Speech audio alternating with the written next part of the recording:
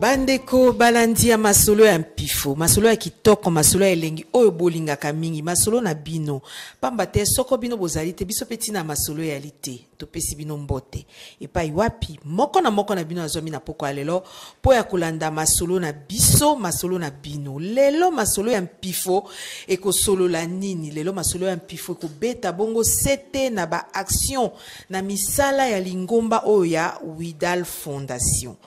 Misala ya Widal Fondation pona kolubango biso to kokukate biso toza biso mokote yango to biangi pona bino moko ya lingomba wana mwana mboka Beni Musheni Boduka. Beni Musheni Boduka azali bongo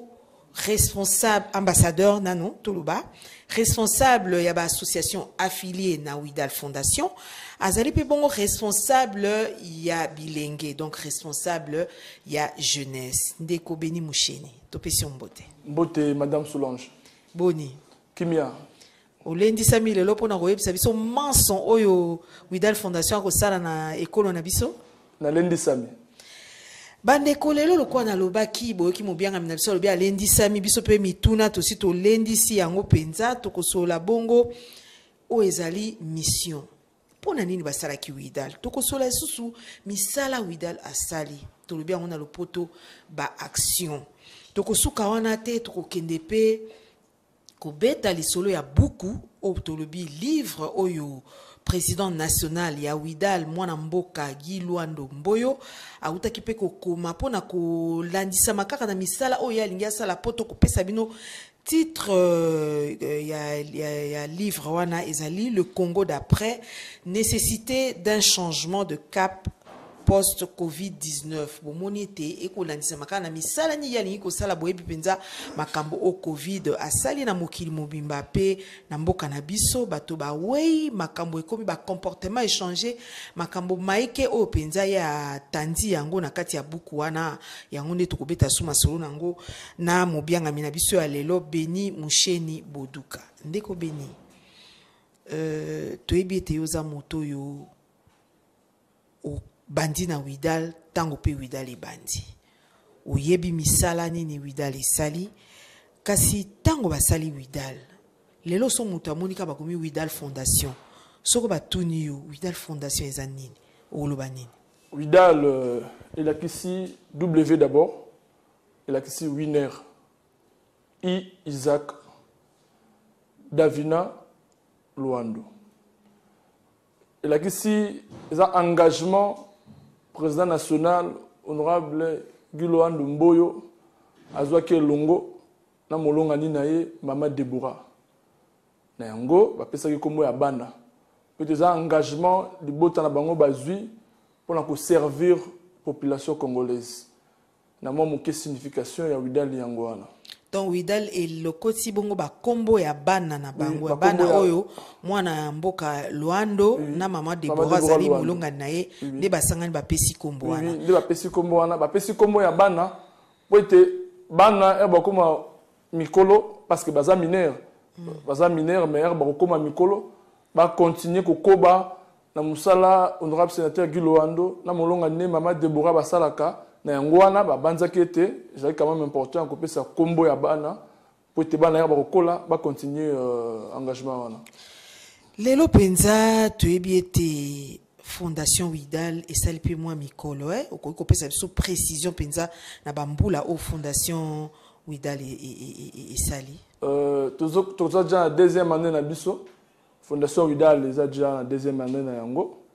il lancement qui na depuis 2018 septembre toujours fêté qu'à la deuxième année na biso na yango wana Fondation Widal esalamaki pona ko lutter contre la pauvreté na la misère pona ko telemela oyo président national na biso sénateur Guy Luando bengi lolombo pesa ngai kabela ngai katela ngai na yango wana ilongo na molonga ni naye basalaki Fondation Widal na yango Fondation Widal to menaka action na biso na secteur il y a éducation, il y a secteur, il y a entrepreneuriat, il y a formation professionnelle pour la population congolaise. Toko kota na ba action oyo boko sala to monyo lobi penza tango couple Luando et sali penza et kani ezuli ketisa ko sala Widal Fondation Oyo balingaki basi sa bobola basi sa pasi basi sa otolo banalingala makasi lolombo bisenga senga moto atelema te moto aleka te moto asa sengi kasi lelo yo lokolo boko koma na deuxième année yango ekokoka kala te yambo te tokota pena na misala o Widal asana ba action ce que tolobi otala na mbula mobimba oyo est-ce que ba objectif wana to mission wana ya Widal eko tambola na ndenge elongo bani. Madame Solange ozami pandisango yo alandela makambo na source na maemanso Fondation Widal esali na 2 ans na biso yo eleki mingi ce que tolobi ke to atteindre ba objectif na biso nanu to komi nanu te mais maemanso to sali na 2 ans quand même to za ko koba na contribuer au développement et mboka na biso. Mais sinon to sali quand même moi mingi mais to zo bakaka. Donc so batali mbula mi balé moi no mbula mi balé bandi ko mika moi misusu po mona sa tamboli moi mino bandi ko bima donc to ko lo ba peke Widal moi mi 600 na ngopende c'est lundi sami c'est telemi penza boy. Et force. Oui et ibongo parce que to sali makambo belé na 2 ans. Na 2 ans pamba ceux qui ont vérifié Olandeli Maïmanso Fondation Widal essaye na 2 ans et l'équipe kutuna mwana aza na 2 ans. Tubotami kalate mais tout ça limingi pe tozo ko bakaka. Le plus important pour la président na biso national eza population aza na esengo et pas na avant de kimia a sepeli. A continuera toujours ko sala pour na couper sa sourire na population congolaise. A continuera toujours ko sala pour na batu mingi ba s'épanouir. Na yango slogan na biso ensemble pour l'épanouissement de tous. Tokobaka toujours kosala maemanso pour le développement ya mboka pour na sa pauvreté pour na sa misère pour na sa lolombo. Wana penza toyoki mission ya Widal o eza presque na 2 ans hein mbula mi balé kokoka tant musuka la mingi te donc tokolo ba 1 année et demie soto bito tika na lopoto kasi na mwa mbula moko na ndambo wana to presque 2 ans Widal asali ba action ebele mais yambote to banda kokota na ba action wana na mwana mboka Beni Musheni to landana no mwa nzembo oyo mamo ya yembaka na taka ngo mingi po ya loyembo oyo rapela ka misala ya Widal bon tozonga kokoba na kata masolo na biso.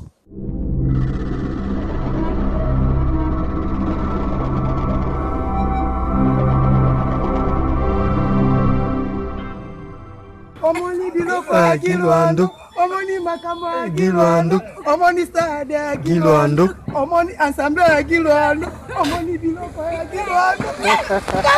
Gilwando, omoni biloko ya Gilwando.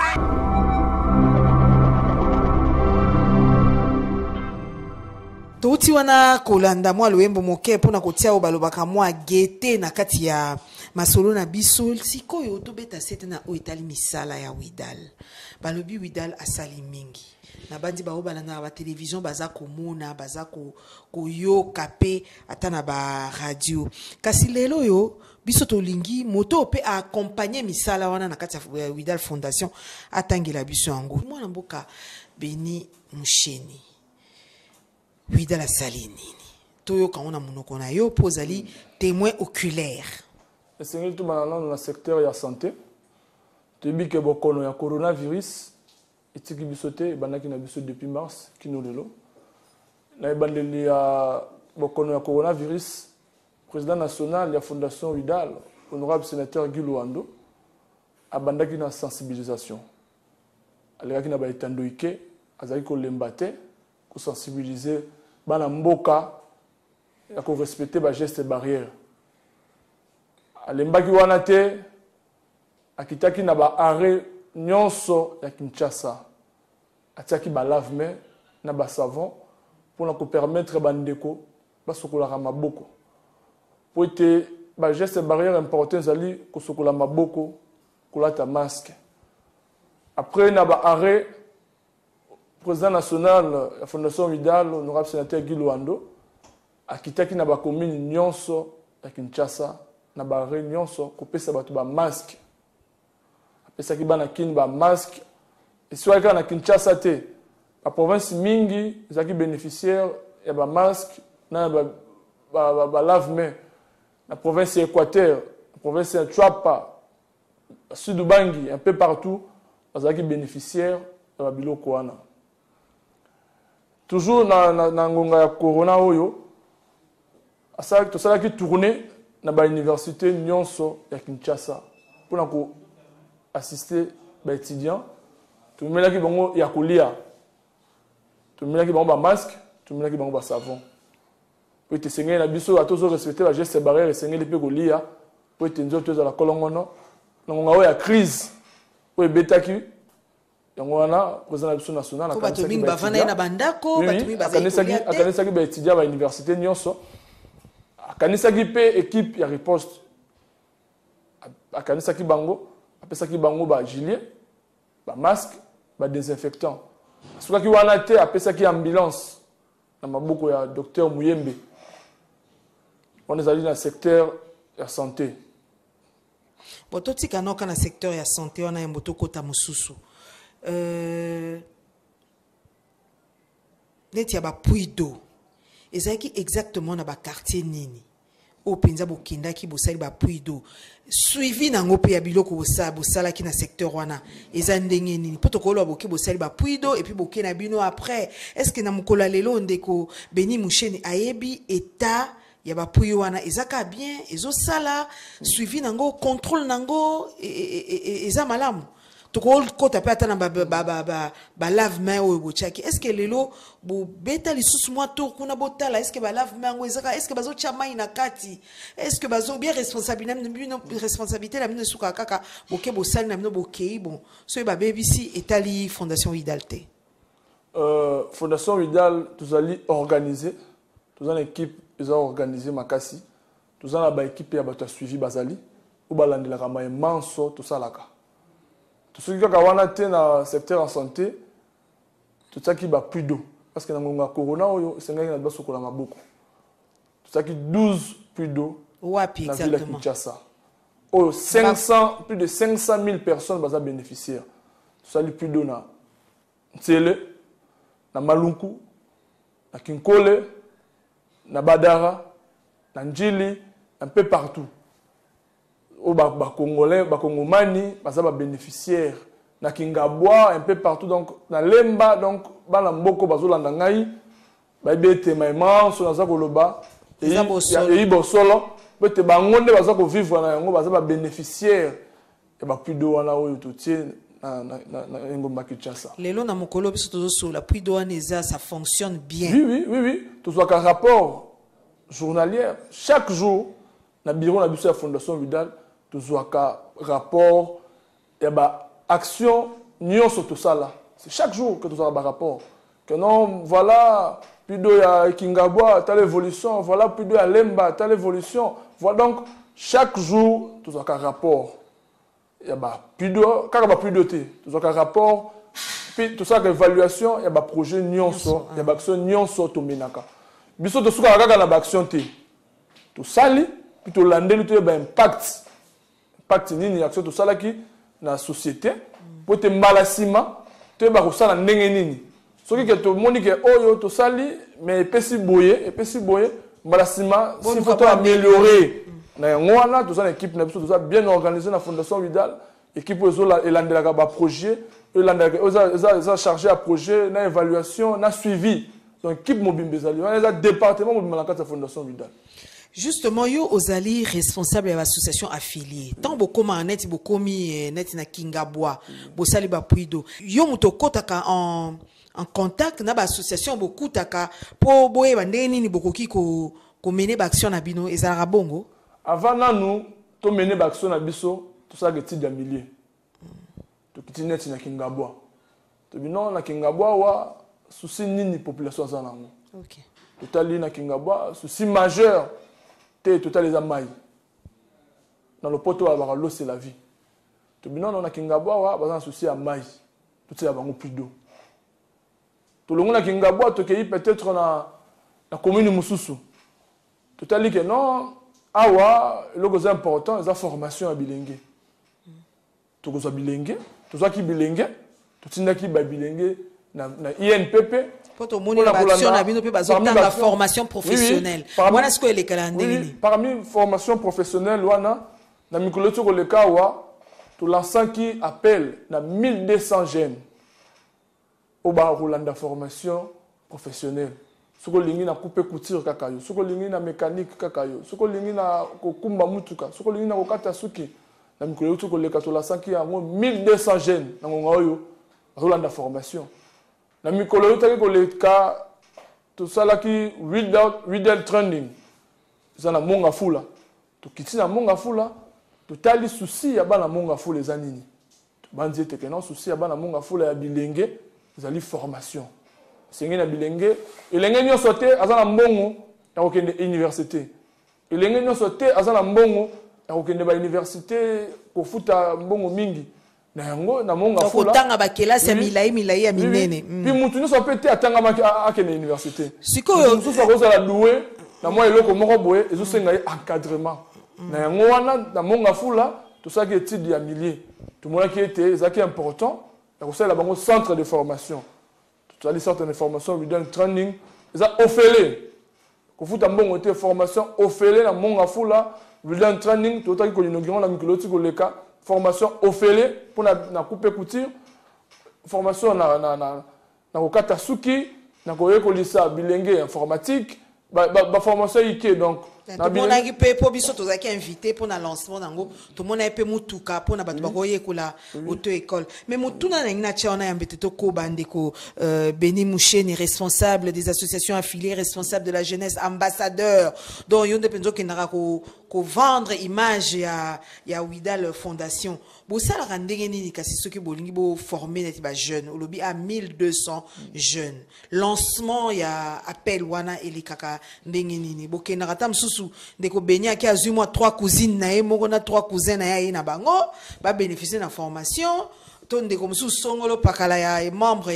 ya Widal Fondation qui pas eu ou famille ou bien bo lancer ka appel bo kena quartier bo bozu penza ba inconnu penza pour ba bénéficier nango ma so Fondation Widal le salaka biso na Fondation Widal tribalisme ezate ezala ko to telemelaka Widal ezali fondation o esangisi bato ya ekolo banso na Widal ezaka ate bato ya ekolo moko bato ya ngambo moko non Widal ezosangisa bato ya ekolo nyonso mpona développement ya mboka yambo tosala ba action ba activité na biso tolasaka appel na baetando ike na ba radio topesaka ba communiquer na ba réseaux sociaux na bato ba ebanso o babandi ete formation soit eloko songolo tozokanisa keza important pour na bango bayaka na mikolo eleki awa tolasaki appel na 1200 jeunes esalamaki awa na affaires étrangères na babilenge ya sans emploi sale etondaki sale refulaki bato esengelaki otiata micro otuna bango moko na moko ekolo na bango okomona ete même ndeko abeni aza wana te rolandela okomonaka même ndeko na nga moko te aza wana rolandela mpe okomonaka mutu nyonso azo respecte banorme oyo batiaki mpo nozala retenu epai na biso tofavorisaka te epai na biso eza likambo ya méritocratie président na biso national aza mutu oyo aza alandelaka makambo na ndenge esengeli président national ya Fondation Widal honorable sénateur Guy Loando alingaka makambo wana te critère ezaka nini vraiment so bo lancer appel bato baye po mutu musu ba kokoya tamsu ABCD AIBT critère ezaka na yango wana tolasaki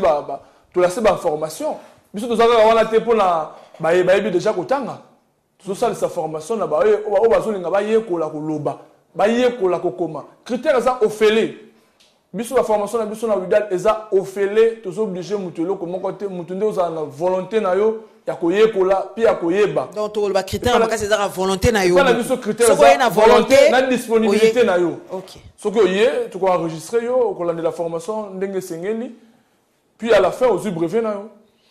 mais ceux qui vont déborder pour sarandeni pour botikala na 1200 nazo imaginer combien de jeunes bayaki si koyo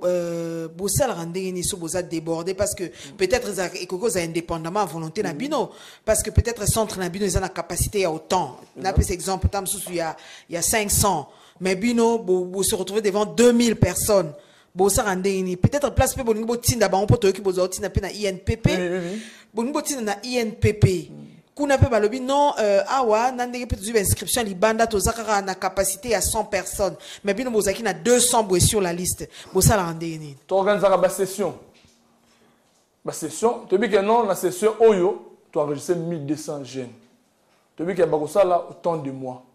ce qui moi on est ici parce que brevet tu lancer sous appel na ba oyo bazaki bénéficier de information ba ko s'enregistrer pour être bango pe balanda formation na lolenge sengeli donc botika na ba coordonner na ba on pour recontacter na ba coordonner na bango pour être biso fondation Vidal objectif na biso ezali ko former ko transformer moto na ngwana to lembaka batuté ata batu baike to enregistrer ka bango ndambu basali ndambu bazeli na ngana bango bakolanda pe formation lolenge sengeli tant bozolo ba en terme ya ba action na bino bolobi pe bino pe bosali makambo na o etel ba sans emploi yango siko ezanini batu bazangi misala bosala ki nini na domaine wana na ba bazangi misala to organiser ba formation et aussi to pesaka bango ba fond to pesaka bango bon solo olandi formation aussi mon solo c'est le projet au côté de la fondation Vidal que nous avons la maison de cirage maison de tout cirage ah c'est bon tu étudies le projet nayo tout le monde que c'est bon tu financer sans condition il peut oser au monter place nous à mais ce côté sans condition tant sous to yebi ba tumusu ba moins ingratitude ezalaka imaginez-vous moi na mboka Béni bo former moto à la côté si projet na e bo pesi pe fond bo pesi ata condition mon côté atelo comment iko bangisa e mukeke akoiko bebisa mbongo wana te na makambo ezanga tina mais bo sala ndenge nini en fait wana pe et continue kata question na tuna liboso contrôle nango ça parce que sans condition to yebani quand même na Congo on est le plus important pour la président national de la fondation Vidal izalaka asala pour la population yeso ki population sepeli ye motema neva na kimia o etikali Italie ban sona nzambe na bango le plus important pour la président national ezako sala bolamu donc conscience à moto na moto ya moto sala peut être le plus important ezako sala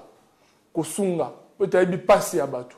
akabola passer ya ba congolais na ye na ngwana ako venir en aide na la population congolaise na bilenge banso ba maman ba papa na ko soutenir bango na ma Italie entrepreneuriat ba ko former yo ba pesier mon solo au monter moi activité na yo pour na ko permettre yo comme autonome financièrement pour na ko permettre au créer ba emploi parce que emploi ça raté que tout ça ba CV chaque jour ça ba CV que dans l'entreprise non j'ai l'honneur non na ngwana na secteur entrepreneuriat toujours encourager bilingue toujours soutenir toujours former toujours appuyer bilingue pour te ba créer peu emploi na bango ba zo pe ba ndeko misusu pour te quitter sa chômage na mboka na biso pour te mettre fin na etali lolombo esangai kabela ngai katela ngai na ngwana na secteur entrepreneuriat to accompagnera batu to pesa ka bango ba financement na ba formation ndeko Beni Musheni yo za proche ya jeunesse ndepenza charge oyo ba pesa yo awa na nani to na fondation Vidal oyo ya mwana mboka Gilwando Mboyo topé ya pourcentage en fait ya chômage ezamingi na ba jeune na biso. Est-ce que namuke oyo sur moni na obino bosibo sali est-ce que moni ke ba jeune wana pe ba ils ont pris conscience tout le bango bon ils ont pris conscience est-ce que ba obino bo format ki hein ba obino bo pesa ki bango bo sunga ki bango na ba entreprendre moi activité est-ce que pour na yo satisfaction ezali so satisfaction ezali à combien de pourcents Madame Solange na bisayo na mbula muke oyo fondation Vidal et Sali ma manso au fondation Vidal et Sali na nzela ya président national honorable sénateur Gilwando il est kimingi na biso il est kimingi ba bilenge na biso soko tangeli bango kombo ya président national ya fondation Vidal na ebité bakumisaka nzambe po tatinela bango président national Gilwando pinza bakumisaka nzambe po na makanisa pesa kae ya ko sala ya ko créer fondation Vidal bilenge ya Congo parce que fondation Vidal ça ka na Kinshasa te bilenge ya Congo ba ça ba bénéficiaire ya fondation Vidal na mai mingi. Siko bazo oui ça bilenge misusu azara kuluna. Ça bilenge misusu azara kuluna. Atika pe bozo mona e pas évoluer. Azu conscience. Atiki kuluna asali formation azu musala le comme responsable misusu ba bali. Ça bilenge misusu azara na boulevard kosenga mais bazu bango na Widal ba former ye ba pesi effort comme le mutu na société. Honorable sénateur Guy Loando au bilenge banso ba ba espoir na bilenge ya Congo. Parce que ma manso wa sali pour la bilenge leki mingi mama na bisayo na onga na zo na minute stade zo tongama na chapa stade moderne stade waneza ba bénéficiaire na ngo dire que ça ba bilenge parce que ba bilenge bazanga sika na chapa kuna ya moi loisir sika loisir ya bongo ezate na chapa autant soupe ba talent eza kuna oui ba talent eza mingi. Osomo na bilenge babi ko beta bale, bilenge babi ko kima mbangu, bilenge babi ko beta banzango, batala eza mingi. Na yango mona mboka tongi stade ya munene. Na chwapa kuna eza na bwende. Soko moni stade wana ko kamwa. Ngoloba me stade ya boya wana abanya on a pas na kande to ba la charité bien ordonnée. Non mais nyoso wana eza pona ko encadrer bilenge. Ko encadrer bilenge, ko promouvoir talent. Parce que talent est mingi, mais cadre approprié pour la s'exprimer exacté. N'angwana tongeli bilenge na chapa stade ya monene, au bilenge bazo remercier mingi. N'angwana plus de 5000 jeunes, baza bénéficiaires de microcrédit sans intérêt. N'angwana kuna na chapa. Non, kaka na chapa té. D'une manière générale, plus de 5000 jeunes baza bénéficiaires de microcrédit sans intérêt. Bon, question nanga place na ebité sona bisango lokola crainte lokola nini na tuna ki ona ndenge mususu opesa ke yano mena ningi na tuna ngo sulu lenge mususu ndeko Beni Musheni Boduka est-ce que lelo ba ewana bazwa ba microcrédit o bakenda ko investir Widal a gagné kanini wana poto mona ka ba fondation mususu to ba ONG mususu o esoutenaka batu bazalaka tango bani mwa komata okozongisa mwa loko anati mwa dim to epike dim kanzambe mutu azakana check entre guillemets mwa ndambo kozongisa après ti ndenge ko évoluer mais na yo ozongisi capital otika na ba bénéfice otika ko évoluer est-ce que ça peut ya Widal fondation biso na Widal bazongela bazongisa no mwa lo meya pendambo président national ya fondation Widal asala Widal te pour organiser mbongo. Asala Widal pour na kosunga. Le plus important pour lui est le développement ya mboka. Ken na zu lomea na pesi Beni azui na activité na ye a créer ba emploi na sima ya emploi la ba emploi peso créer mais le plus important pour lui c'est de diminuer le chômage. Le plus important pour lui est kolongola kozanga kolongola espoir ko senga na ba ebanso ke mutu comme autonome financièrement à créer mon entreprise de pays à évoluer. Le plus important pour la fondation Widal c'est que tu gagnes mbongo. Le plus important pour le développement. Tant que tu as impacté la population congolaise, tant qu'il y a makambozo qui est comme beaucoup de développer, biso fondation Widal tout ça n'est pas. Siko lokola construction et siège et assemblée provinciale ya Chwapa.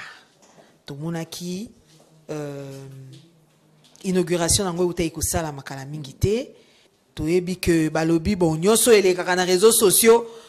et araka appel au kutate musupe ya solo bato mususu balobi ndingi nini ye azali akokini ko tongela l'état waneza musala l'état siko na poana ndeko benya oloba nini pona nini bongaki ndeko Guy Loando atonga siège ya assemblée provinciale na Chwapa motivation ezali sengeli na biso te ba était que développement ça à l'état développement ya mboka na biso ça biso nyoso ngai Beni madame Solange biso banso sengeli na biso to contribuer na développement ya mboka soki to bito kanga maboko to c'est à l'état mboka biso ko bongate yango sengeli na biso banso tout ça maboko na biso et c'est que zali peut te développer zo na ba avenue na ba rue na ba quartier na biso mutu sengeli osala ke loko peut te mboka kende liboso. Construction assemblée provinciale ya Chwapa et le motivé qui plus honorable sénateur Guy Loando Mboyo. Ils avaient une vacances parlementaires au Kindaki na Chwapa pour visiter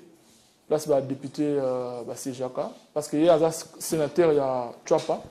qui n'a que visiter place ba député provincial à Chouapa ba Sangalaka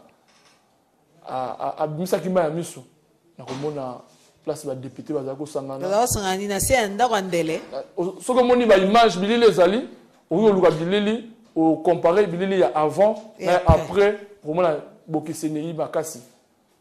ça va pas si mingi na komona place ba député honorable député bazo sangana place ba toilette ça ka passe mingi azongaka na kolela amataka avion na passe mingi na motema nango lobaka za cadeau esengaki a offrir province na ye ya kotonga assemblée wana assemblée provinciale ya Chouapa na biso mama ngamoko na lai kuna na moni yango na miso permettre ngana biso za parmi ata 3 assemblées modernes en Afrique. Ce que moni infrastructure ya assemblée wana mama na biso yo comparer ngona ba assemblée miso ya poto parce que na biso wana yi poto na Chouapa. Ngamoko na moni yango na miso ete mutapete linga lisolo na moni yango na miso. Yo moto masele. Ngana biso na moni yango na miso. Ete kana zaki na Kinshasa mutabete linga lisolo. Ngamoko na moni na visiter partout. Là, ils sont ensemble, là, maman, il y a parmi 3 assemblées qui toquent, il y a Afrique centrale, là. On comprend bien l'assemblée, il y a poteau, hein.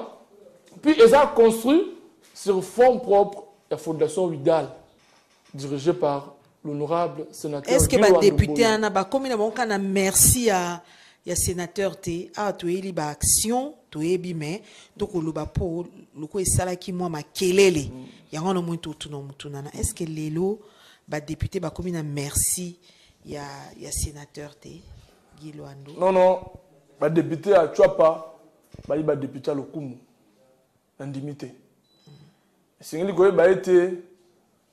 bah action mingi au sénateur Guy Luando Aminaka, ils ont raté pour la voix.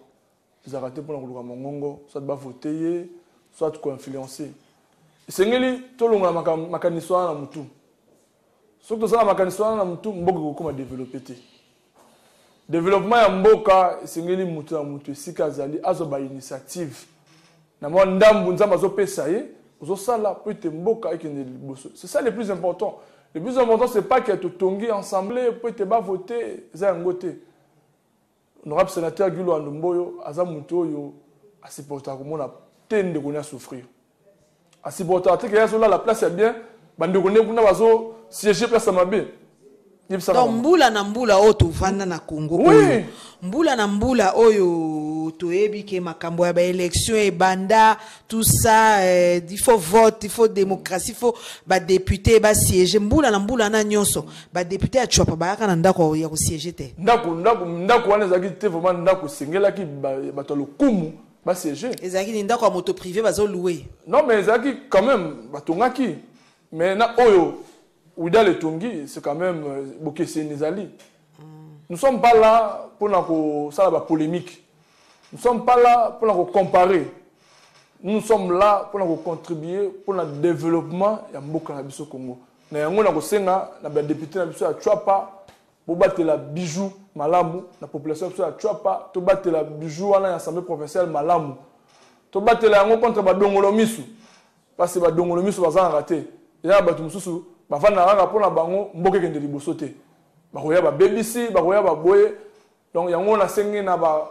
population ya Chouapa to batela bijou na biso ya assemblée provinciale wana na sengi na ba député na biso ya lokumu ya Chouapa to batela yango malamu lelo yo toko kene pa na kosukisa mambi matali ba action ya Widal Fondation ndeko Beni Musheni bato oyo Widal a format qui na ba construction ba maison préfabriquée. Ezaki pour un objectif songolo, objectif papakala. Ezaki pour na nini. Bozape na ba projet na ko sala banda ko préfabriqué na Kinshasa wapi to wapi na Chouapa na Équateur na Nord Bangito wapi. Est-ce que formation on a nous et salemaki et puis après bo lancer iba wapi. Na quel marché? Pour l'instant, parce qu'on a une formation. OK. Pour l'instant, parce qu'on a une formation. Ceux qui vont faire cette formation, ils vont brevet, puis ils vont faire des stages. C'est ça le plus important. Sur la Fondation Vidal, tout le monde c'est la promesse d'immunité. biso na fondation Vidal tolingaka nde tosali population esepeli mayemanso fondation Vidal esalamaka na nzela ya président national na biso honorable sénateur Guilo Andomboyo ezalaka na concurrence na mutu te elakisi ke po te aza na mbongo mingi asalaka yango mpona bolingo ya mboka azora tolobela mpe mbongo kasi question eyaka kaka azozwa mbongo yango wapi mais quand même question wana ezangaka te en expérience ya 10 ans maman c'est quand même un avocat d'affaires a 10 ans il s'en a 10 ans d'expérience wana abombaki peti c'est quand même quelqu'un organisé azobimisaka na kati ya économie na ye moko na poche na ye moko non mais maïman sozo sala eza mbongo na ye moko aza na ba partenaire te non mais eza mbongo na ye moko eza mbongo na ye moko maïman sozo sala eza sur fond propre na ye moko honorable sénateur Guilo Ando na moi muke nzamba apesaka ye avec quel intérêt dans l'avenir intérêt pour na ye eza que population asepela ya vandekima soki population asepeli ya vandekima ya aza bien intérêt neka yango na population asepela ndeko Beni Musheni ntango yo moko otalaka penza baebonso mpo eza mingi bilenge oyo bazobénéficier na baaction ya Widal Fondation oyokaka ndenge nini mpo baza bilenge mpe lokola yo yo ozwaki chance ntango mosusu ya kotanga oketi bauniversité mais ntango otalaka bango ntango omoni ke bopesi moto moi lomé ya moke asepeli akumisi abeti maboko yo moko esalaka ndenge nini epesaka oyo suposa oloba na litoyi ya sénateur ke tokoba boye osalaka nini madame Solange esengeli koyeba ete kongo ya lobi eza biso bilenge bato bakokamba mboka oyo eza biso bilenge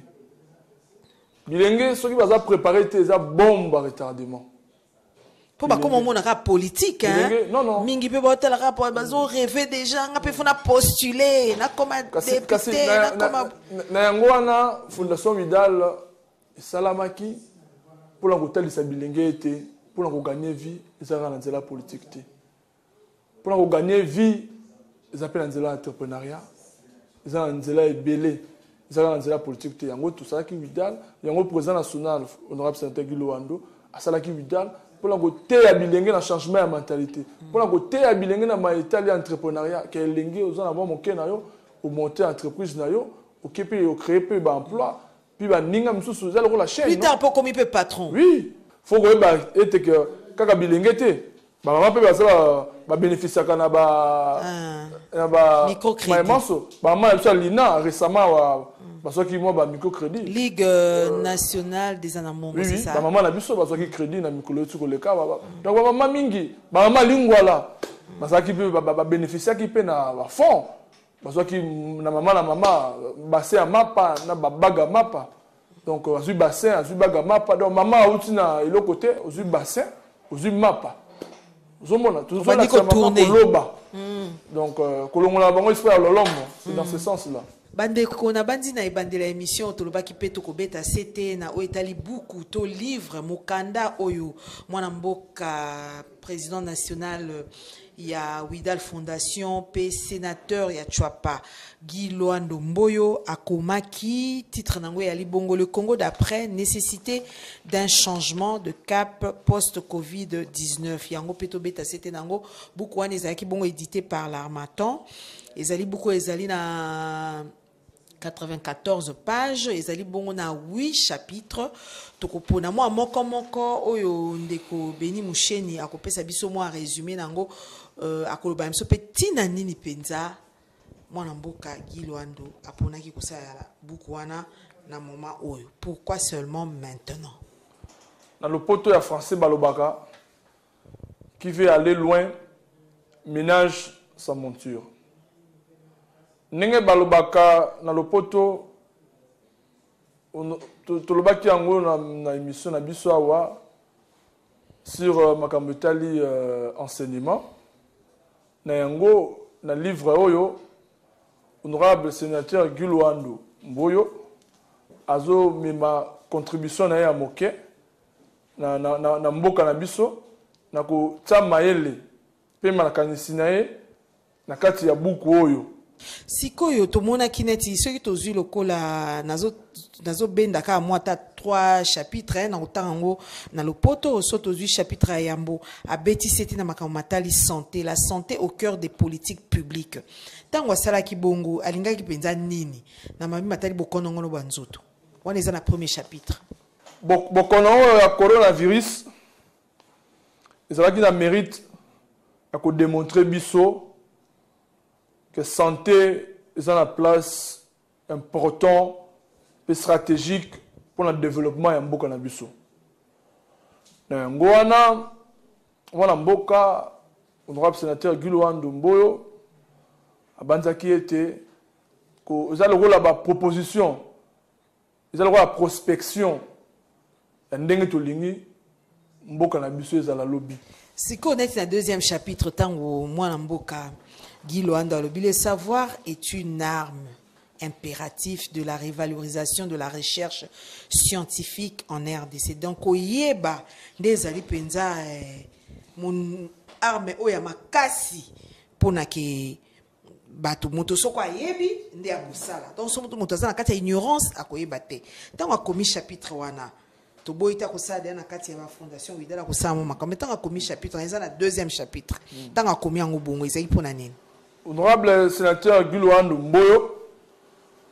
le chapitre a mis balai, azali ko rappeler batu puissance ya koyeba, influence décisive de l'immatériel sur le développement ya mboka. Pas te mboka esengi na biso koyeba maemanso pour le développement ya mboka na biso. Koyeba connaissance est important pour le développement de mboka na biso. Compétence est important pour le développement de mboka na biso. Innovation est important pour le développement de mboka na biso. C'est na banso tout ça na conscience na mutu mutesi kozo sala. Ngaza journaliste sengeli kusala makambo na limemia nyonso. Ngana za mutu nasala na banque sengeli kusala makambo na limemia nyonso. Yo pas ambassadeur, yo pas affilié aux associations. Ko sala pe wa yo na ndenge elongo. Ibongo même ngai sika zo sala même biso na vidal sengeli kusala makambo. Yepe sénateur asala pe yepe ndenge elongo bani. Asala ka déjà makambo elongo bani. Ya za mutu ya akendaka makambo de gauche à droite ya za mutu yo akendaka makambo tout droit za mutu pia tulu te. Bande ko bomoni livre oyo nde tozo recommander penza yango yo baptême nango elekaki bongo na mikolo oyo euti ko kende patriarche Engulu Banga Mpongo nde apportaki yango sur le fond baptismaux yango bomoni na bandi oyo akozwa yango akokota na bozindo nango po biso ezali ngonga moyen to koto tina bozindo tina 8 chapitres nyonso to lobela et alite kasi azwaki pe isusu ka mokolo wana ba diplôme mibale ba obenge doublement docteur ezani na mokuse po masolo esili. Honorable sénateur docteur Guiloando Mboyo c'est to ben docteur to me sana na ko benga docteur a commis docteur en business management, docteur en philosophie entrepreneurship à l'université Eagle Scholar aux États-Unis. Donc, ils ont une université à ma sécurité. Ce qu'on lui a tondité, Kekuna, Zonga, Maboko, Namutu. Donc, honorable sénateur Guiloando, Alandela qui processus Nyon Sondenge Sengela qui. Alandaki Kelasi, le rôle a étudiant Nyon so régulier, Kolanda cours, Ndenge Sengeli, Koyekola, équipaka mingite, ayi avocat. Tangi droit na inikin ayi elenge abandi ete pona ko servir mboka na ye sengeli susu atanga mingi pona ko servir mboka na yango wana na profiter na occasion oyo pona ko féliciter honorable sénateur docteur Guiloando Mboyo pona diplôme na ya doctorat. Bandeko balandi masolo na biso ya mpifwa pokwa lelo isili ndeko Beni Musheni mo liloba suka poto suki sapenza. Moi de la fin d'année ali na remercier ba Kongomani o balandi biso bazuta na bango kolanda biso na etando ike asengi na ba ebanso to soutenir ba action la fondation Vidal dirigée par l'honorable sénateur Guiloando Mboyo Fondation Vidal eza wana condition exacte pour na adhérer, condition exacte pour na appuyer puis ko soutenir ba ebanso bazana besoin de soutien Fondation Vidal. Siko so balingi moto na ete asa aboni. Sengeli na ba ebanso bazoluka ba coordonner soit contact ya Vidal ba benga biso na 081 720 47 90.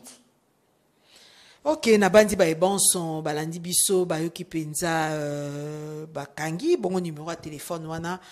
oyo ekoki kosunga bango po bapusa na penza pembeni ya Fondation Widal oyo ezali fondation ya mwana mboka Guy Luando Mboyo oyo azali